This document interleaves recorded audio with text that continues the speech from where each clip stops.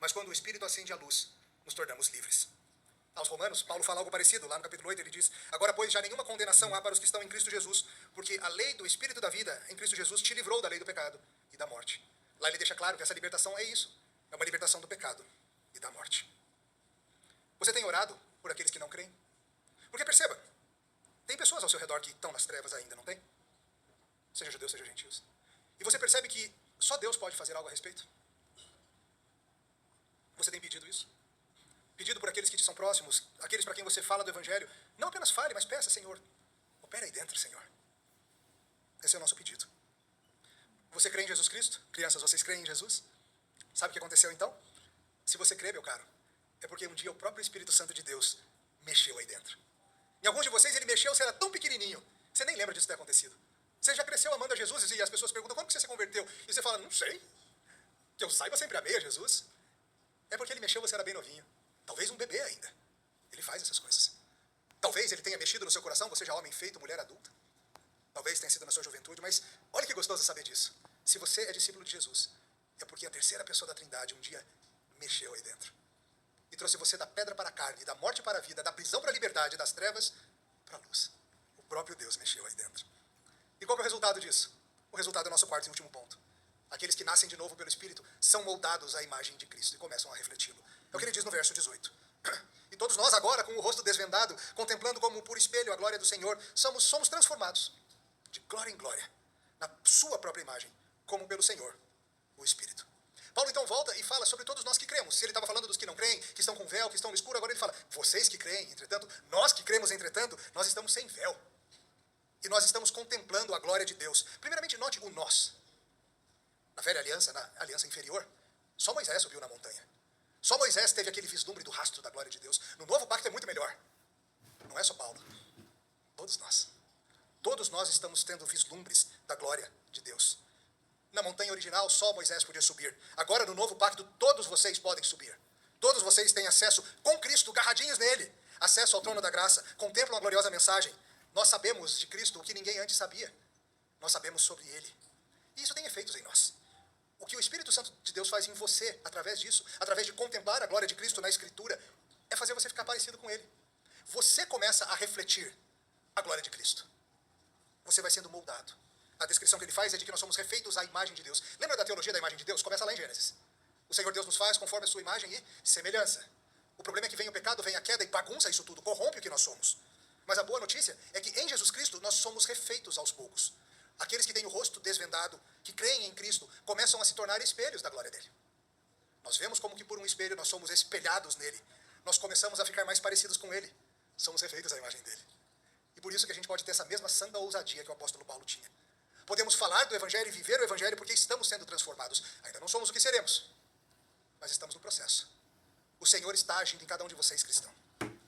E nós estamos vendo uns aos outros sermos transformados. Talvez quando a gente olha, a gente fala assim, cara, tá mesmo? Não sei não. Mas para quem não tiver um bom tempo, fica mais evidente. É que nem vocês, crianças. O que acontece toda vez que vocês encontram um amigo do papai e da mamãe que você não vê há muito tempo? O que eles falam? O que vocês estão dando para esse menino? Cresceu demais, eu lembro de você quando você era desse tamanzinho. Aí você olha no espelho todo dia e você fala, não sei se eu estou crescendo não, mas o tio lá falou que eu estou, né? É assim com a gente também. Todos vocês, irmãos, estão sendo transformados de glória em glória. Talvez para você que olha no espelho todo dia, ou para quem que mora com você, seu filho, sua esposa, não fique tão claro, porque a gente não vai notando assim. Mas a ideia é que quem não te encontra há um bom tempo, quando olha para você, dá um susto e fala, uau, você está diferente, o que foi? Estou ficando mais parecido com Jesus. E dá para falar isso sem ser metido. Porque pela graça dele, pela glória dele, espera-se que isso ocorra. Tá? Espera-se que isso ocorra.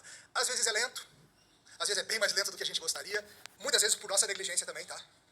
Porque a gente não leva tão a sério quanto poderia os meios de graça, escritura, culto público, sacramentos, comunhão cristã, serviço cristão, essas coisas que Deus fala, se vocês usarem isso direitinho e diligentemente, rapidamente vocês crescem. A gente não usa tão diligentemente, então demora um tempo mais. Mas temos evidências da operação do Espírito de Cristo. A santificação, a vitória sobre o pecado, a tentação, o fruto que o Espírito Santo produz. E você, meu irmão, pode ter essa esperança quanto a si mesmo. Leve a sério as ferramentas que Deus te dá. Daqui a pouco você vai ser alimentado com vinho e pão. E é parte disso. Ser alimentado com frequência com vinho e pão e ser lembrado de quem você é e do que você está se tornando. Você vai crescer. Você vai ficar melhor no espelho. Você vai ficar mais longânimo, mais bondoso, mais paciente, mais amável, com maior domínio próprio. Porque o Espírito de Deus faz esse fruto em você. Você pode ter essa esperança quanto a si mesmo. Muitas e muitas vezes cristãos estão apanhando do pecado, estão lutando contra um pecado que parece que morde o dia inteiro e não tem como vencê-lo. Se você está em Cristo, querido, você tem sim a esperança de vencer esse pecado. Talvez você precise matar algumas coisas, mortificar outras, se livrar de algumas coisas, mas tem esperança sim. Você não está condenado a viver caindo nessa mesma tentação todos os dias da sua vida. O Senhor está te transformando de glória em glória. Você vai crescer e vai ficar melhor no espelho. Eu sei que você às vezes olha no espelho e não tem essa sensação de que está ficando melhor, né? Mas o que mais importa está sim. Cada um de vocês está ficando mais glorioso, mais gloriosa, mais parecida com Jesus, mais a cara do Senhor. E essa deve ser a nossa esperança também quanto aos outros. Muitas e muitas vezes nós resistimos a nos envolvermos com a comunhão do povo do Senhor. Porque a gente olha o povo do Senhor e a gente vê um povo difícil. A gente vê o espelho, né? Mas você precisa ter essa mesma esperança quanto aos seus irmãos também. De que não, seu irmão não vai ser difícil assim para sempre. Que sim, esse problema que ele luta e esse pecado com o qual ele se degladia toda semana, ele pode ser tratado e pode ser vencido.